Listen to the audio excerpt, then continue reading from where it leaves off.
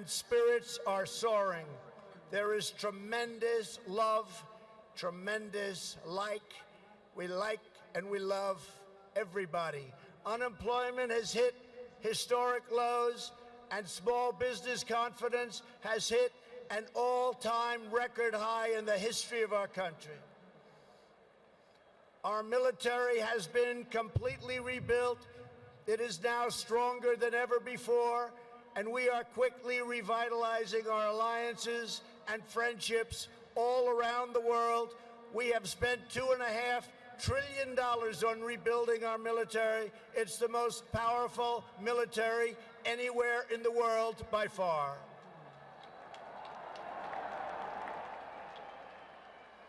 That is why I have come here to India in the spirit of fondness and goodwill to expand our cherished partnership of incredible power and potential.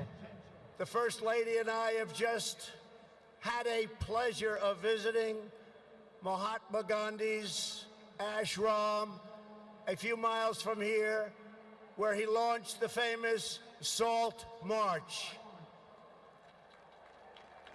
And tomorrow in Delhi, we will lay a wreath, plant a tree at Rajghat in honor of this leader who is revered all around the world.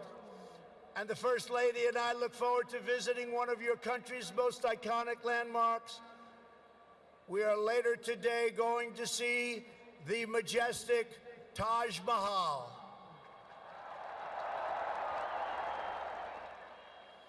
The Prime Minister and I will also continue our important discussions about how to deepen the relationship between our two great countries.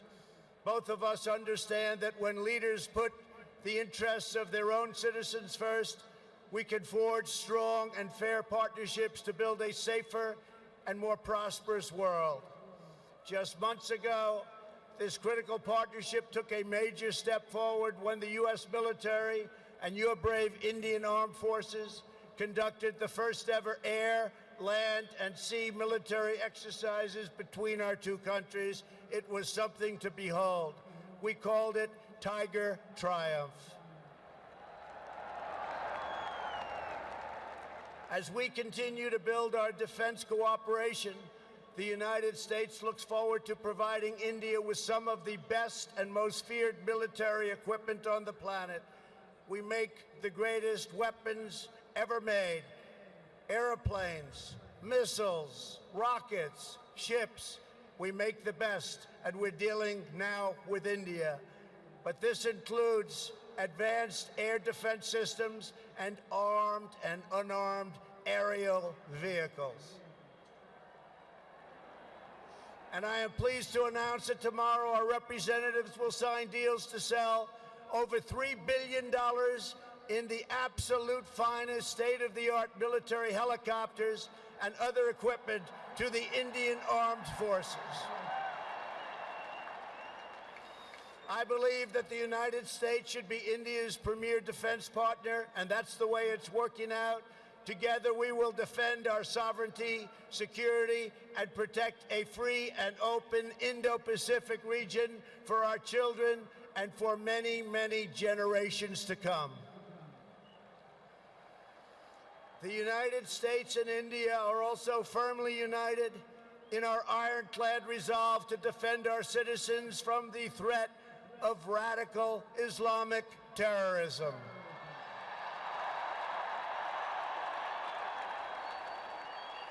Both of our countries have been hurt by the pain and turmoil of terrorism and that terrorism brings.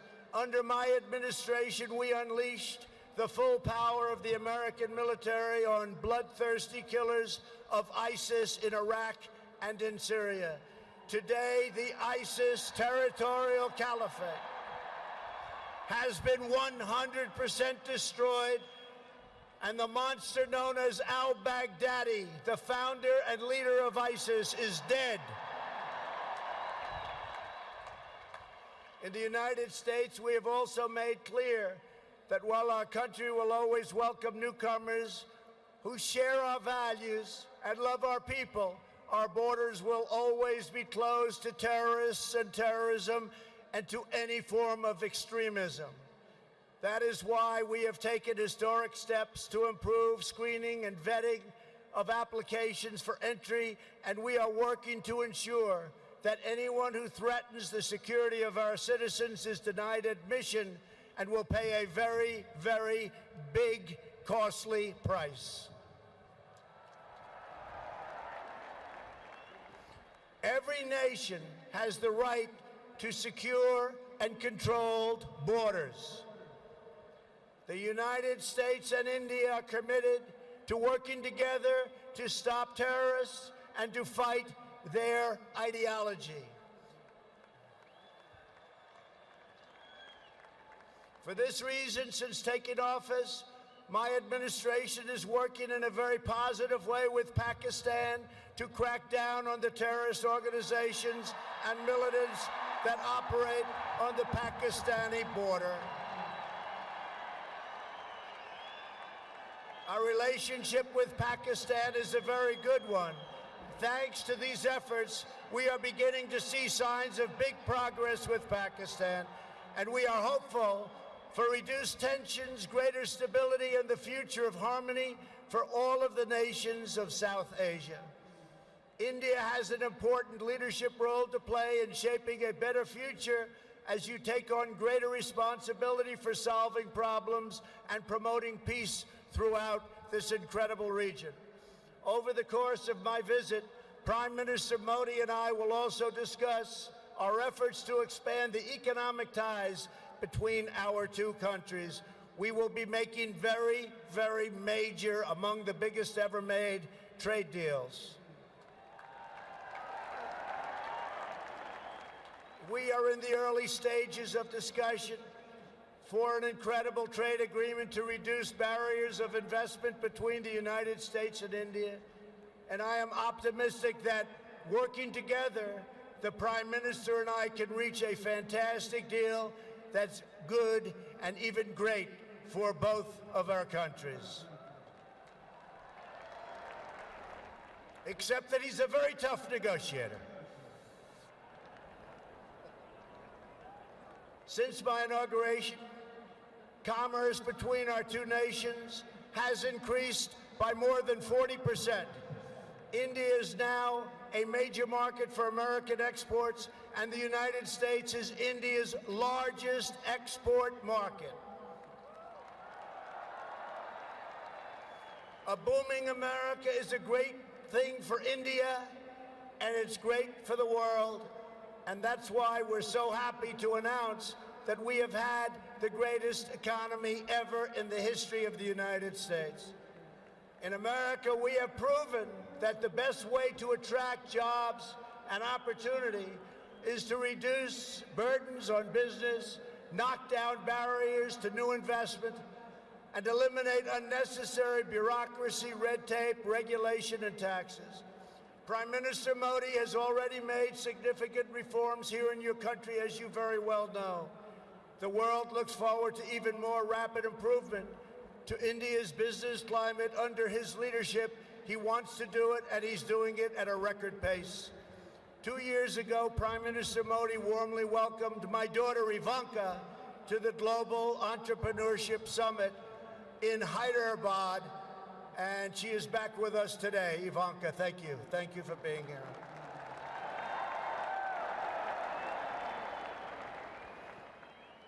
We are delighted to be joined as well by dozens of Indian women entrepreneurs who are helping to build your nation's future.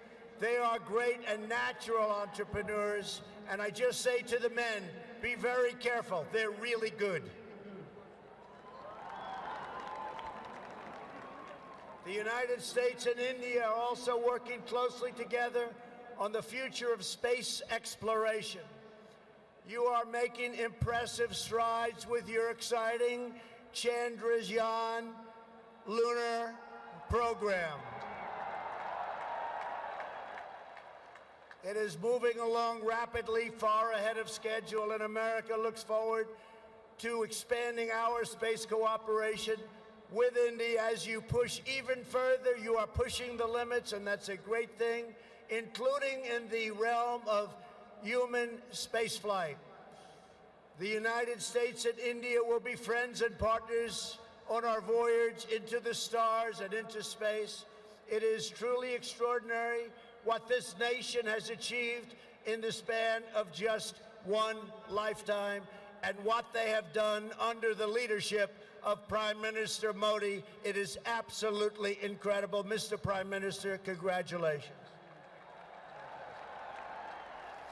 You have come so far, but it is nothing compared to with how far India will go into the future, and the Prime Minister is laying the foundations for a future like few other countries can even think of.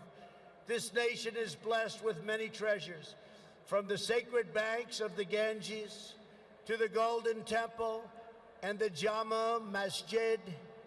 It is the home to some of the most cherished cultural heritage anywhere on earth.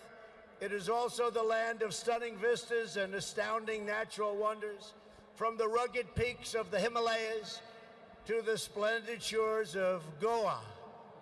And India has always been a wellspring of deep wisdom and great ideas, from the Vestas and the ancient epics all the way to the modern India nation.